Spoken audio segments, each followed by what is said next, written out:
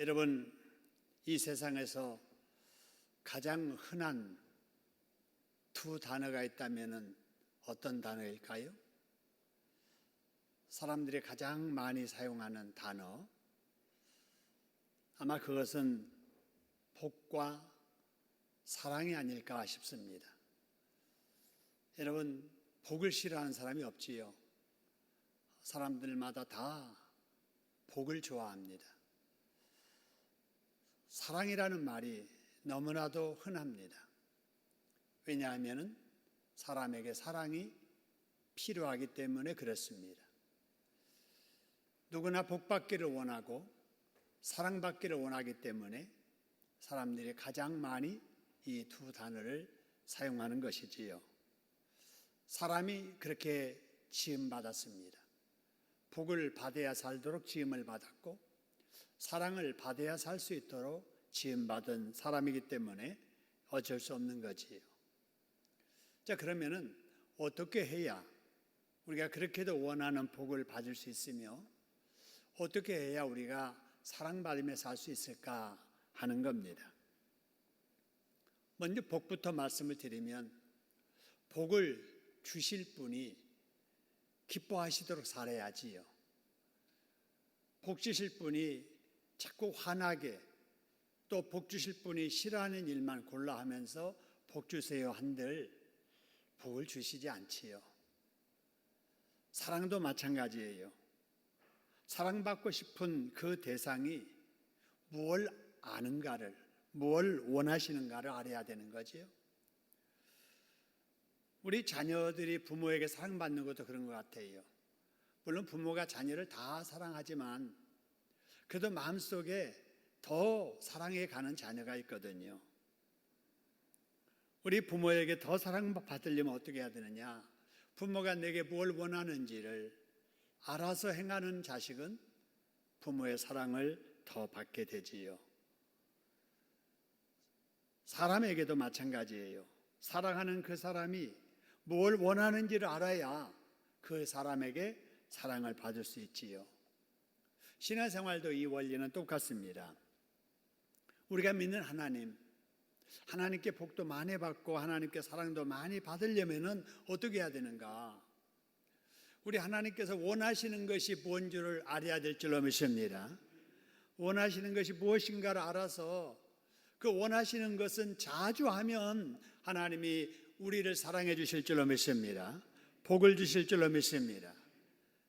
그리고 하나님이 싫어하는 것도 알아야 돼요. 그래서 하나님이 싫어하는 것은 이런 거로구나. 그래서 싫어하시는 일은 우리가 가급적이면 안 하려고 노력하고 습관적으로 해왔다면 그 습관을 고치고서라도 안 하려고 해야 되고, 여러분, 이럴 때 우리가 복을 주시는 하나님께 복을 받고 사랑을 베푸시는 하나님에게 사랑을 더 받게 될 줄로 믿습니다. 자, 그러면 하나님께서 우리에게 원하시는 것이 무엇일까? 여러분, 많이 있지만 오늘 본문을 통해서 우리에게 주시는 말씀을 한번 보지요. 6절 말씀에 여러분 이런 말씀이 있습니다. 나는, 그랬죠? 하나님은 말씀이에요. 하나님은 뭘 원하고 뭘 원하지 아니하며 그래서요? 인애를 원하고 뭘 원치 않아요? 제사를 원치 아니하며. 번제보다는 뭘 원한다고요? 하나님 아는 걸 원한다. 여러분, 이 말씀이 오늘 우리 읽은 6절의 말씀입니다. 여러분, 이 말씀을 예수님께서 마태복음 9장 13절에서도 인용을 하시고요, 그 다음에 마태복음 12장 7절에서도 인용을 하십니다.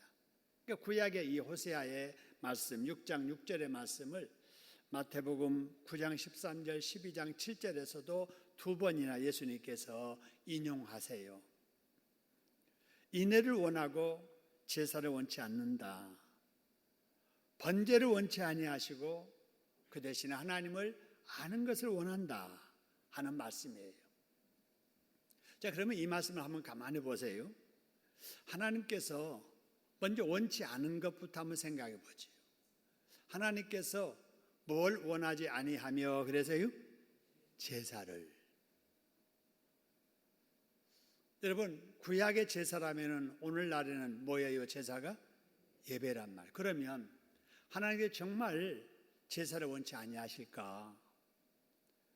하나님이 정말 번제를 원치 아니하실까? 하나님께 정말 예배를 원치 아니하실까라고 하는 거예요. 여러분, 하나님의 말씀을 우리가 이해를 할 때 문자적으로 이렇게 이해해서는 안 될 말씀들이 바로 이런 부분들이에요. 문자적으로 이해하면 하나님이 제사 싫어하신다고 하셨잖아. 번제 싫어하신다고 했잖아. 근데 왜 그런 제사, 그런 번제를 모양 바꿔서 예배로 오늘날 드려야 되는 거야? 예배 안 드려도 돼. 이런 논리로 이 말씀을 이해하고 해석할 수도 있잖아요. 이런 말씀은 문자적으로 해석하면 안 되고 이 말씀을 하시는 의도를 알아야 되는 거예요. 의도. 그래서 이 말씀하시는 의도. 우리가 자녀들에게 뭔가 이렇게 생일날 선물할 때 다음부터 이런 선물 하지 마라. 여러분, 정말 선물하지 말라는 말인가? 아니면 그 선물이 성의 없어 보이고 마음에 들지 않아서 그러는 말인가를 알아야지. 아니, 그때 생일날 선물하지 말라고 그랬잖아요. 나 그래서 선물 안 하고 안 사가지고 왔어요. 이렇게 그냥 말로 드려야 되는가, 그 의도를 우리가 이해하면서 드려야 되는가라는 차이와 같습니다. 여러분, 이 말씀은 절대로 제사 드리지 말아라, 번제 드리지 말아라가 아니에요. 예배 드리지 말아라가 아니에요. 오늘 맨 마지막에 번제보다 원하는 거 뭐라고 그랬어요? 하나님을 아는 거. 그러니까 제사를 드려도 하나님이 어떤 제사를 드리는가 원하는가를 알아서 드리라는 말이에요. 그죠? 그냥 형식만 갖춰가지고 뭐 제물 드리라고 그랬지 아무 제물이나 가져다가 뭐 제사를 드리고 이렇게 하라는 게 아니라는 거지요. 제사를 드리되 인애를 원하신다라는 말씀. 여러분, 인애라고 하는 말이 뭐냐면요, 히브리 말로 헤세드라는 말이거든요. 이 헤세드라고 하는 말은 하나님이 베푸시는 호의, 하나님이 베푸시는 은혜를 말하지요. 근데 이 헤세드라고 하는 인애는 일방적이지 아니하고 받은 사람이 또 거기에 대해서 반응하는 것까지 포함하는 바로 인애입니다. 그래서 하나님께서 베푸시는 호의를 받았으면, 은혜를 입었으면, 그 다음에 사람 입장에서는 거기에 걸맞는 반응으로 하나님을 사랑하고 충성해야 될 줄로 믿습니다. 이게 계약 관계에서 나온 말이 인애라는 말이에요. 그래서 인애는 하나님 편에서는 호의를 베푸시는 은혜고, 그것을 받은 사람 입장에서는 하나님께 대해서 사랑하고 충수하는 마음이에요. 그래서 우리 하나님께서 제사를 원하는 게 아니라 인애를 원한다라고 하는 말은 성이 없는, 감사함이 없는, 사랑함이 없는, 형식만 남아있는 그런 제사 그만두라는 거지요. 하나님께서 받은 은혜에 대해서 감사하는 그런 마음으로 제사를 드려야 된다라는 거지요. 여러분, 제사를 드려도 여러분 어떻게 드리느냐가 대단히 중요한 것은 가인의 제사, 아벨의 제사를 통해서 여러분 알 수 있잖아요. 가인이나 아벨이나 목적은 같았어요. 하나님께 방법은 같았어요. 제사 드리는 거예요. 근데 결과는 하나님께서 누구 제사는 받으셨어요? 아벨의 제사는 받으시는데 누구 제사는 안 받으신 거예요? 가인의 제사는 안 받은 거예요. 왜 안 받으셨을까? 오늘 여기 호세아서의 이 말씀 6절로 우리가 생각을 해보면 가인이 드린 제사에는 뭐가 빠진 거예요? 인애가 빠진 거지. 하나님을 아는 지식이 없는 거예요. 하나님이 어떤 제사를 원하는가를 모르는 거예요. 그래서 폼만 가진 거예요. 형식만 가진 거예요. 제사만 드린 거예요. 예배만 드린 거예요. 근데 건성으로 그냥 내가 예배당 빠지지 않고 나가서 그 시간에 예배 드렸다는 걸로 만족하는 거예요. 앉아서는 딴 생각하는 거예요. 그러니까 이런 제사가 인애가 빠진 제사요. 이런 제사가 드려도 하나님이 안 받으시는 가인의 제사다라는 거예요. 여러분, 우리가 하나님 앞에 신앙생활을 하면서 형식은 있는데 내용이 없는 신앙생활을 하지 않을까를 늘 조심해야 됩니다. 이렇게 형식은 있는데 내용이 없는 이런 상태를 옛말에 뭐라고 했냐면요, 속빈 뭐라고 그랬어요? 강정 그랬어요. 저 사람 실속이 없어요. 그냥 뭐 폼만 재지 실력도 없고 그냥 믿는 척만 하지 믿음이 없고 이런 것을 비유할 때 속빈 강정이라 그랬잖아요. 당시 이스라엘 사람들의 신앙이 겉만 그럴듯했지 실속이 없었다는 거예요. 하나님이 무엇을 원하는지를 몰랐다는 거예요. 하나님이 무엇을 좋아하시고 싫어하는 것은 생각하지 않고 그냥 해왔던 대로 제사 드렸던 그런 것들이지요. 그래서 4절에서 하나님께서 이렇게 말씀을 하세요. 에브라임아, 에브라임은 북이스라엘을 두고 하는 말이라는 걸 지난번에 말씀드렸죠. 평양아 하면은 이북을 말하는 거, 서울아 그러면은 남한을 말하듯이 그 당시에 북쪽에 영향력 있는 지파가 에브라임 지파였기 때문에 하나님께서 이스라엘을 두고 이렇게 말씀하실 때 에브라임아 하면은 북쪽, 그 다음에 유다야 그러면은 남쪽 이렇게 생각하시면 됩니다.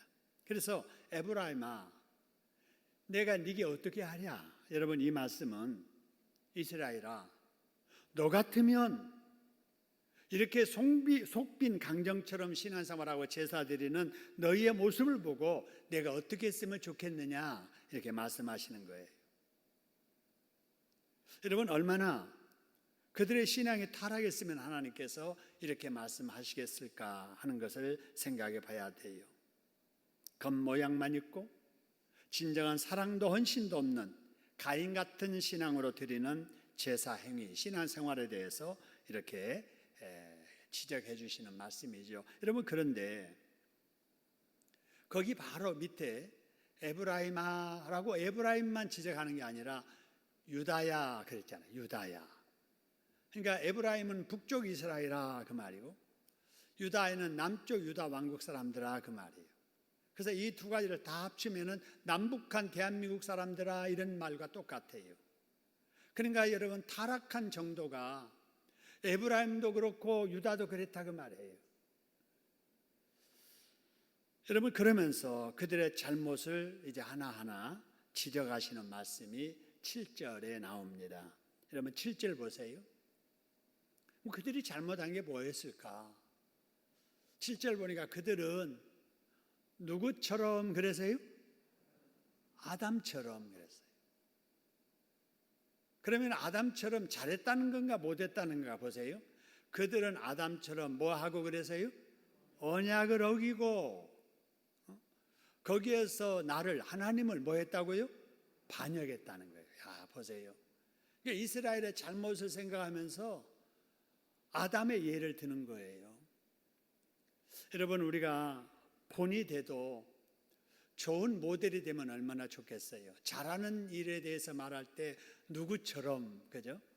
어느 장로처럼, 어느 권사, 어느 집사처럼 해야 돼. 이랬으면 얼마나 좋겠어요. 근데 여기 언약을 어기고 하나님을 반역한 일을 누구를 지금 대표로 지금 이야기하는 거예요? 아담처럼. 여러분, 우리가 이 세상에 살면서 좋은 일에 모델이 되는 여러분 되기를 소원합니다. 그래야지 안 좋은 일에 누구처럼 그렇게 하지 마 이러면 안 되잖아요. 근데 지금 아담이 누굽니까? 하나님이 직접 지으신 사람이잖아요. 우리의 선조잖아요. 그 아담의 우리는 후손들이잖아요. 인간의 대표자가 아담이잖아요. 그랬으면 아담이 다른 세대에는 하나님의 언약을 어기고 하나님을 반역할지라도 아담은 안 그래야지요. 사람 사이에 태어난 사람도 아니고 하나님이 직접 빚은 사람이잖아요. 근데도 불구하고 아담이 하나님의 언약을 어겼다, 반역했다라고 하는 거예요. 여러분, 그러면은 그 아담이 어긴 언약이라는 게 뭘까 하는 거예요. 언약은 약속이잖아요. 약속. 하나님께서 아담과 약속하셨어요. 무슨 약속하셨는가? 여러분 아시는 대로 창세기 2장 16절 17절에 여호와께서 그 사람에게 명하여 이르시되, 그 사람이 누구냐면요, 아담이에요. 그죠? 그 사람 지어놓고 첫사람, 그 사람 아담에게 명하여 이르시되, 명령으로 약속을 하신 거예요. 하나님과 사람과의 언약은요, 쌍방 의견 교환해서 합의해서 하는 언약이 아니에요. 일방 언약입니다. 왜냐하면 하나님이 주권자이시고 하나님이 선하시고 하나님이 창조자이시기 때문에 피조물과의 약속은 동등관계로 의견 들어보고 눈에 뜰 반영해서 내가 그렇게 하지, 그게 아니에요. 하나님이 지으시고 나셔서 이렇게 하거라, 그러면 이렇게 될 거다라고 하는 이 약속 말입니다. 그때 하신 첫 약속이 뭐냐면은 동산 각종 나무의 열매는 내가 임의로 먹어라. 여러분, 에덴 동산에 사람이 먹을 수 있는 과일이 바로 이 나무 하나만 있는 게 아니잖아요. 여러분, 많은 열매들이 동산에, 에덴 동산에 다 있었잖아요. 그런데 딱 그 중에 하나를 지목하신 거예요.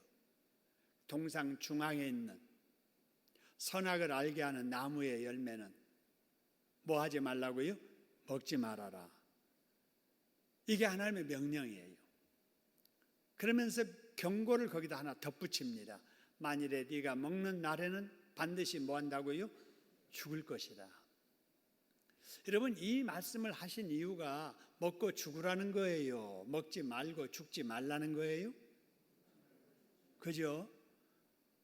아니, 말씀 안 하셨으면은 뭐 관심도 없었을 것이고 먹지도 않았을 텐데 왜 그걸 알려줘가지고 거기에 집중하게 하고 하다가 그걸 먹게 했을까? 이거 하나님이 잘못한 거 아닌가? 여러분, 이렇게 이상하게 말하는 사람들이 있습니다.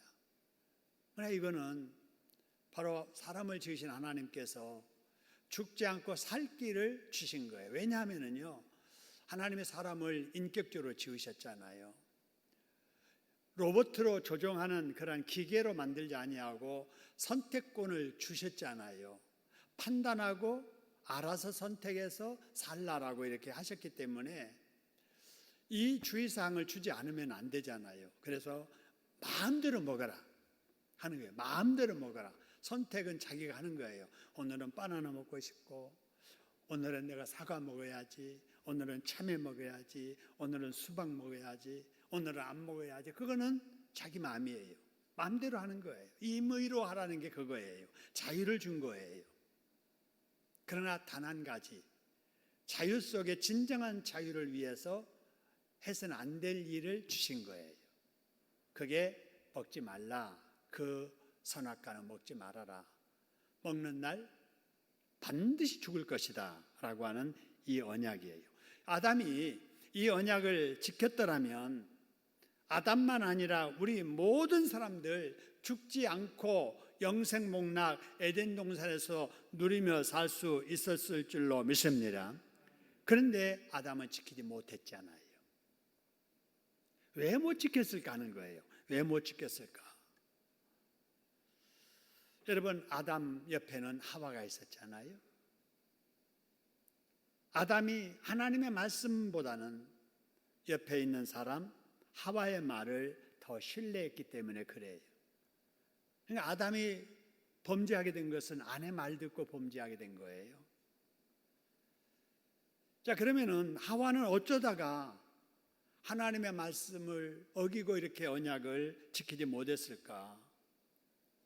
하와는 하나님의 언약보다는 마귀의 말을 더 신뢰했기 때문에 그렇습니다.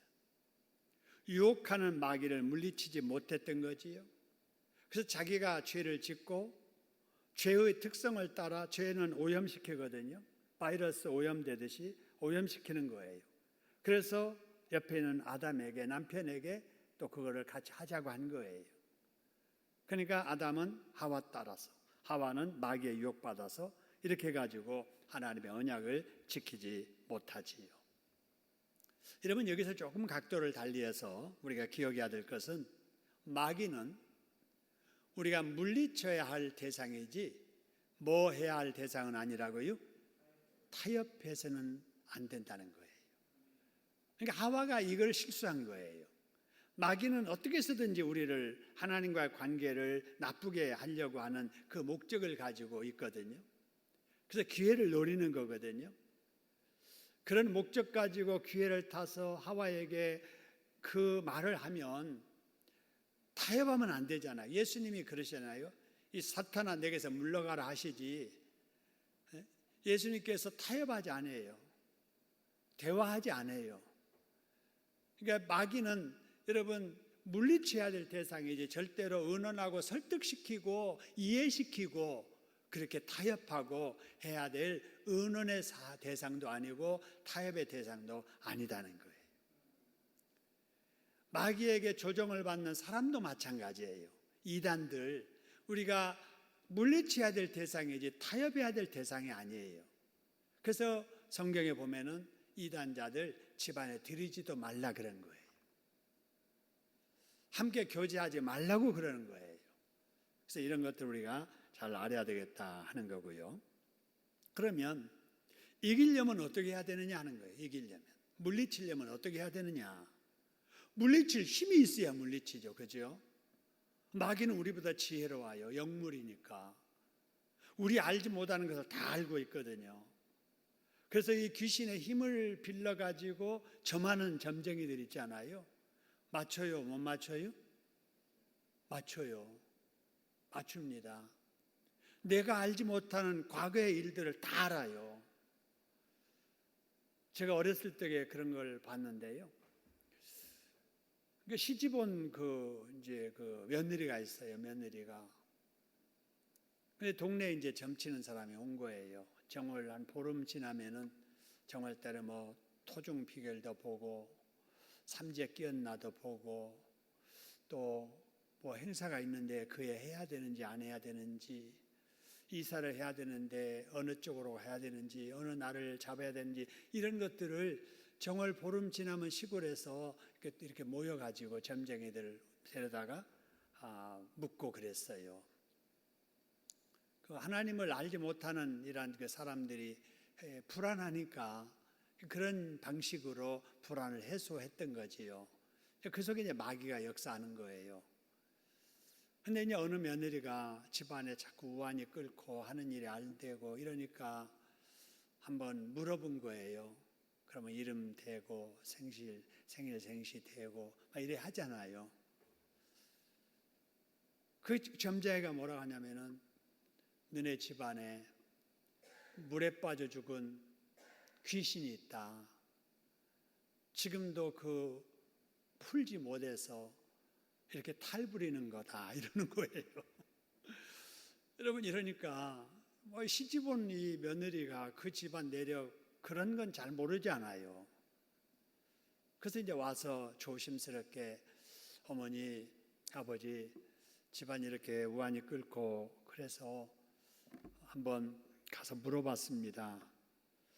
그런데 우리 집안 선조 중에 물에 빠져 죽은 선조가 있다고 하는데 그거 있나요? 그러니까 깜짝 놀라는 거예요.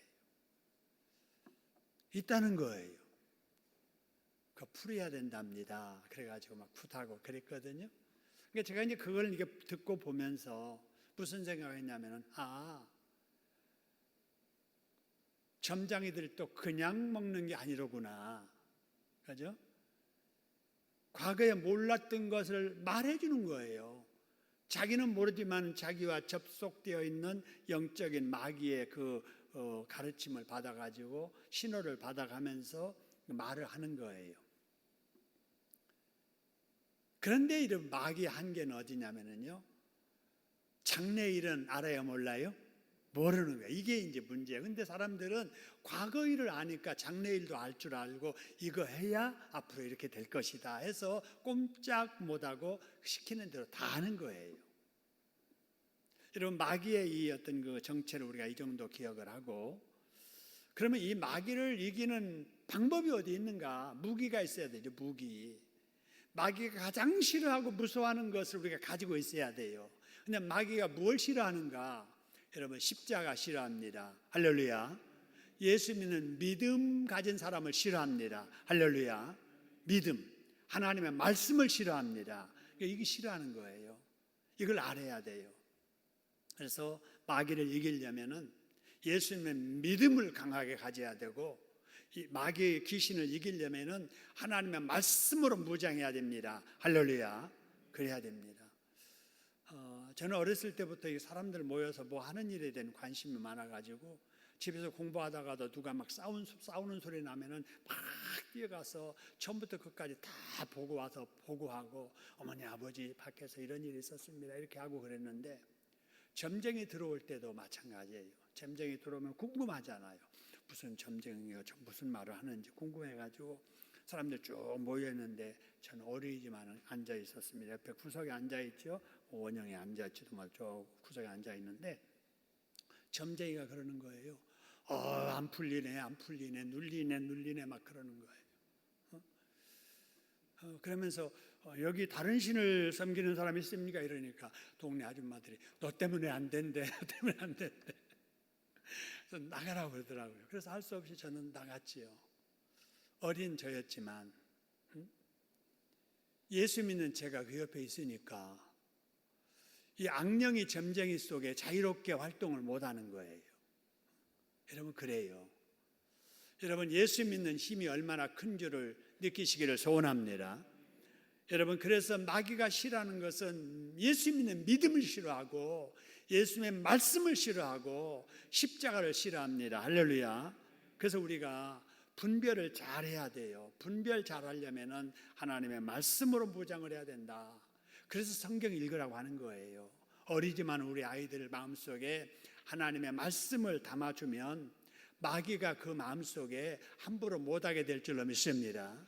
우리가 다른 일은 우리 자녀를 위해서 못해주지 않아요. 따라다니면서 뭐 길을 여러분 다 지켜주겠어요? 만나는 사람들을 다 간섭해서 가려주겠어요? 안 되거든요. 그렇기 때문에 우리가 할 수 있는 유일한 한 가지는 우리 아이들의 가슴 속에 하나님의 말씀을 심어줘야 될 줄로 믿습니다. 그렇기 때문에 성경을 읽으라고 하고, 그렇기 때문에 집에서 우리가 주동삼 가정예배, 우리가 소요리 문답을 가지고 우리가 예배를 드리면서 그 일을 하자는 거예요. 여러분, 이런 마음을 여러분 이해하시고 어떻게 해서든지 성경 말씀을 읽고 함께 기도하고 그 마음속에 우리 기독교 신앙 성경의 가치관을 세워가는 일에 동참하는 여러분 될 수 있기를 소원합니다. 자, 그 다음에 이제 8절 9절 보지요. 이스라엘 백성들의 잘못된 것을 지금 계속 강조하는 거예요. 자, 8절 9절에 보니까 두 지역이 나옵니다. 색깔을 달리 했는데 두 지역 이름이 뭐지요? 길르앗과 그 다음에 어디예요? 세겜입니다.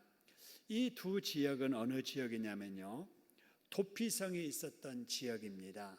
여러분, 도피성 아시지요? 도피성은 사람을 죽였는데 의도해서 죽인 게 아니에요. 어쩌다가 잘못해가지고 실수로 사람이 다쳐서 죽은 경우에, 여러분 어쨌든 사람 죽였으니까 그 당시에 살인자는 돌에 맞아 죽게 돼 있습니다. 그래도 고의로 사람을 죽이지 않은 사람에게는 살 길을 마련해 주었습니다. 그래서 이스라엘 백성들 그 새로운 땅에 가서 각 지파별로 지역 이렇게 분배해서 살 때 사람들이 어디서라도 가까운 곳에 피해서 생명을 부지할 수 있도록 성을 만들어 놓았는데 그 성을 도피성이라고 그래요.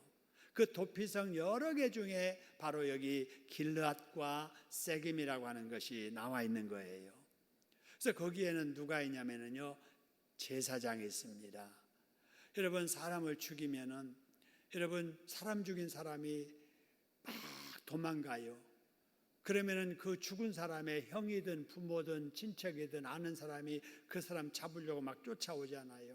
막 달려갑니다. 여러분, 그래가지고 그 성에 딱 들어가면은 그 성 안까지는 절대 누구도 따라 들어갈 수 없는 거예요. 그래서 그 성만 들어가면 아무리 사람을 죽였을지라도 고의로 죽이지 않는 한 생명을 그 안에서 지키며 살 수 있었던 제도, 여러분 이것이 도피성 제도입니다. 그래서 여러분 이 도피성에는 누가 있느냐? 아까 말한 대로 레위인들, 제사장들이 살고 있었고 거기서 피해왔던 사람들이 살고 있었던 지역이지요. 구원성이에요. 안전하게 살 수 있는 지역이지요. 거룩한 장소입니다. 하나님의 보호가 이루어지는 장소예요. 그런데 보세요. 길르앗은 무엇 행하는 자의 고을이라 그래서요? 악을 행하는 고을이라. 여러분 길르앗은 본래 악을 행하는 고을이 아니잖아요. 도피성이잖아요. 악을 오히려 막아주는 장소잖아요.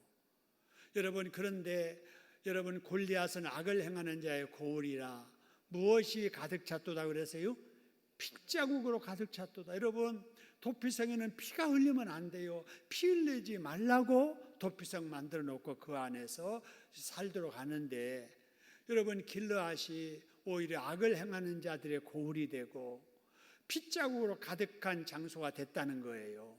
또 보세요. 뭐가 사람을 기다림과 같이 그래서요? 강도떼가 사람을 기다림과 같이 뭐가 그를 기다린다고요? 제사장이 기다린다는 제사장이. 아이고 제사장이 이러면 안 되잖아요. 세겜길에서 그 다음에 뭐 하니 그래서요? 살인하니. 여러분 살인하지 말라고 세겜성을 만들어놨는데 세겜성에서 살인이 일어난 거예요. 사악한 일이 일어나는 거예요. 여러분 이걸 보면 길르앗과 세겜이 본래의 모습에서 전혀 다른 모습으로 바뀐 거예요. 이것이 변질된 거예요. 타락한 거예요. 이스라엘 백성이 이렇다는 거예요.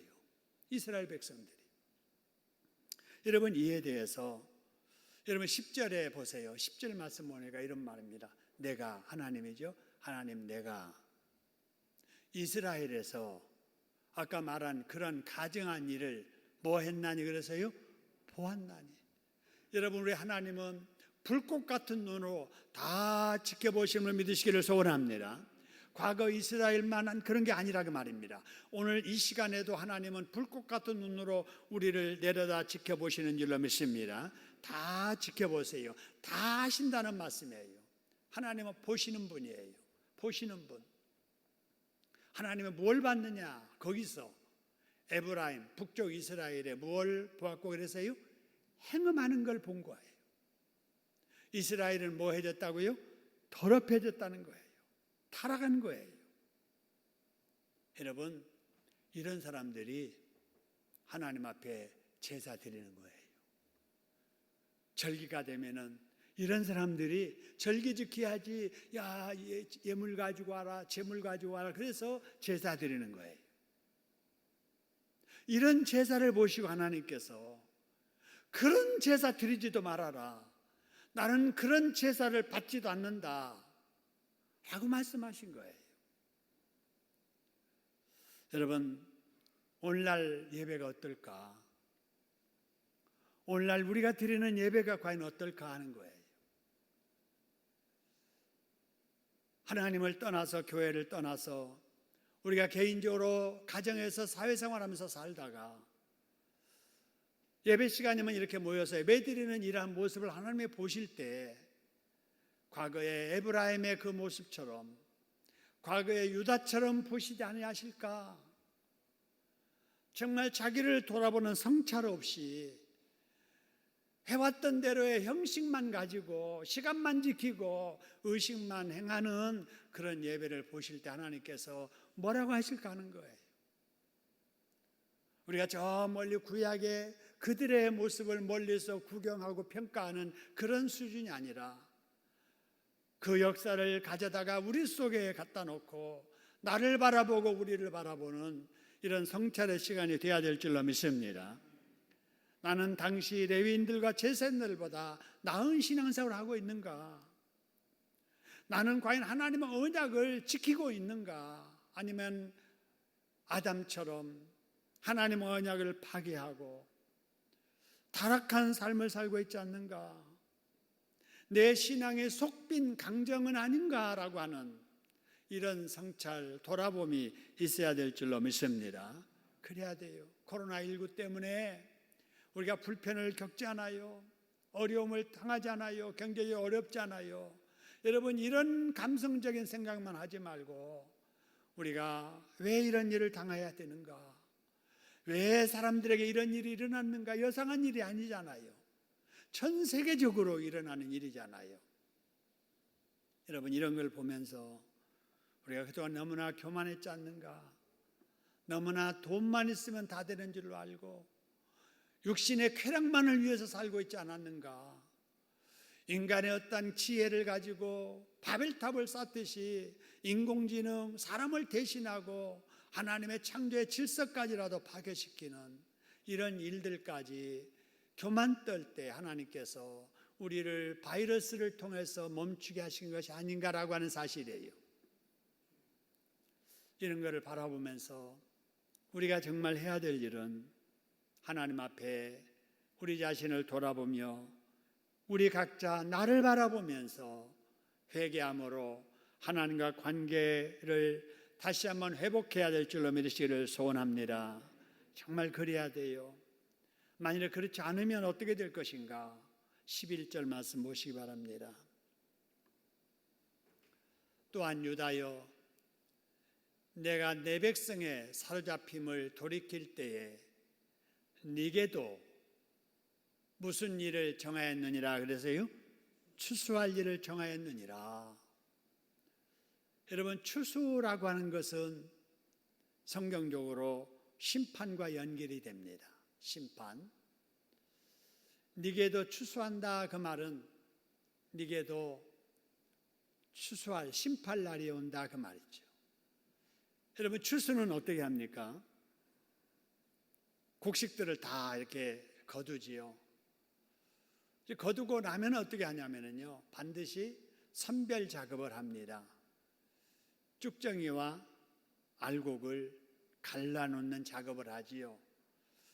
그래서 바람에 이렇게 곡식을 내려서 익은 곡식은 여기 떨어지고 그 다음에 쭉정이는 멀리 가게 해서 그 다음에 밑에 떨어진 알곡은 모아서 곡간에다가 다 집어넣지만 멀리 간 것은 다 모아가지고 나중에 뭐 하죠?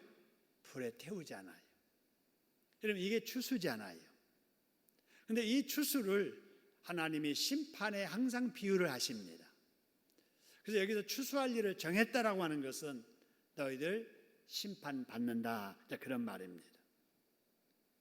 여러분, 그러므로 우리가 이 땅에 살면서 우리 신앙생활의 목표가 뭐가 돼야 되느냐? 추수날에 꺼지지도 않는 그 불꽃에 들어가는 쭉정이 되지 말고 알곡신자 되어서 하늘곳간에 채워지는 우리들이 돼야 될 줄로 믿습니다. 이런 걸 우리가 늘 생각하면서 살아야 돼요. 우리는 하나님 앞에 서게 될 거거든요. 그날 참 잘했다. 어려운 환경 속에 태어나서 어렵게 살면서도 적은 것 가지고도 열심히 살았구나.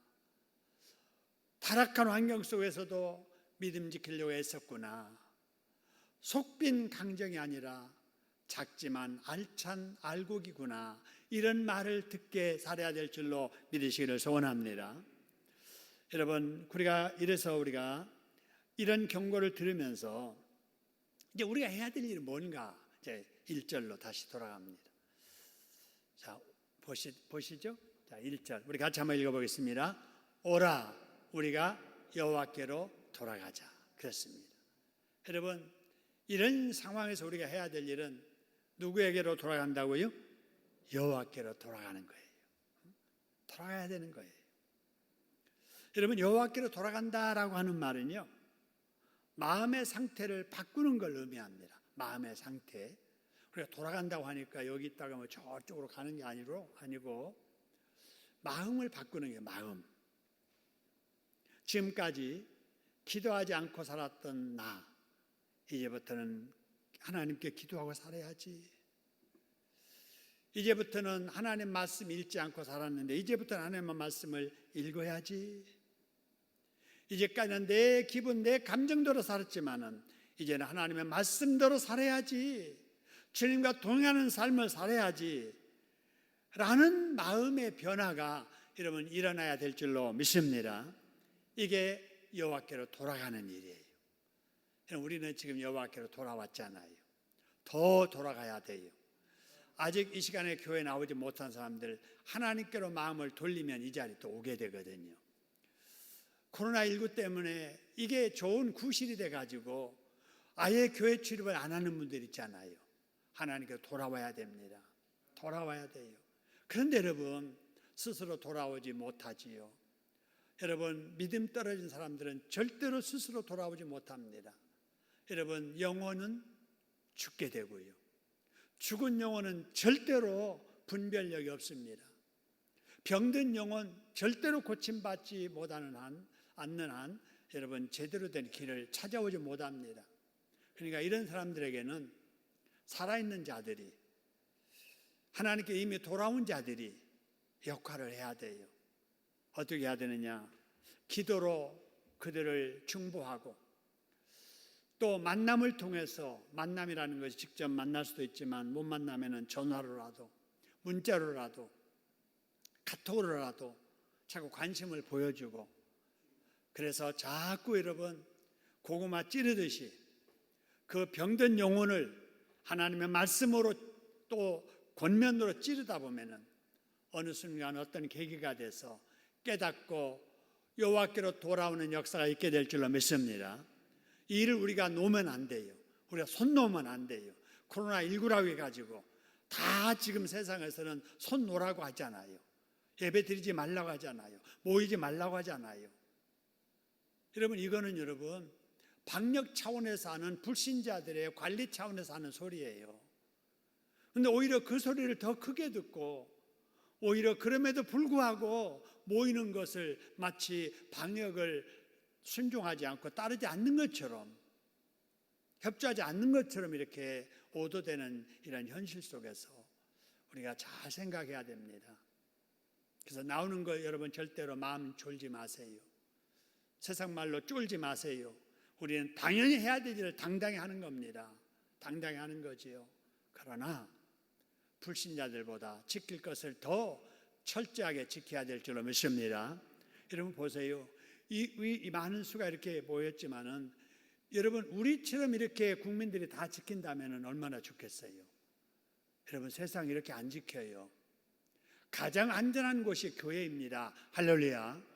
물론 지하실에 조그만한 그런 그 공간에서 여러 사람들이 앉아서 환기도 안 되고 또 여력도 없으니까 뭐 방역이나 뭐 소독이나 이런 것도 잘 안 되고 뭐 이런 곳이라면은 위험하지요.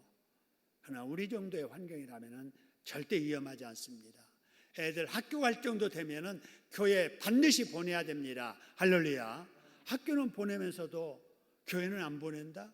안전도로 생각하면은 여러분 학교가 위험해요. 교회가 위험해요. 학교가 위험하잖아요.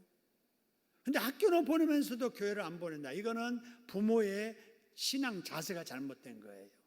그래서 지금은 조심하면서 할 일은 해야 된다. 제가 늘 강조하잖아요. 이렇다고 우리가 언제 끝날지도 모르는 코로나 상황. 아니 다 손 놓고 예배도 그냥 모이는 사람만 모이고 안 오면 놔두고. 여러분 이렇게 하면 안 되잖아요. 방법을 달리해서라도 우리가 하나님이 기뻐하는 일, 우리가 마땅히 해야 될 일에 지혜를 모으고 우리가 힘을 모아서 할 일 하면서 이 어려움을 여러분 이겨가야 될 줄로 믿습니다. 자, 그 다음에 시간이 좀 많이 갔는데요. 쭉 한번 내려가겠습니다. 자, 3절로 가겠습니다. 3절. 우리가 힘써야 될 일이 뭘까? 자, 그러므로 그 다음에 우리가 누구를 알자 그러세요? 여호와를 알자. 그죠? 아까 말한 대로 하나님이 뭘 좋아하시는지를 알아야 된단 말이에요. 뭘 싫어하는지를 알아야 된다는 말입니다. 그런데 알아도 어떻게 알아야 되느냐? 여러분 색깔 달리 했죠? 어떻게 알아야 돼요? 힘써서 알아야 된다.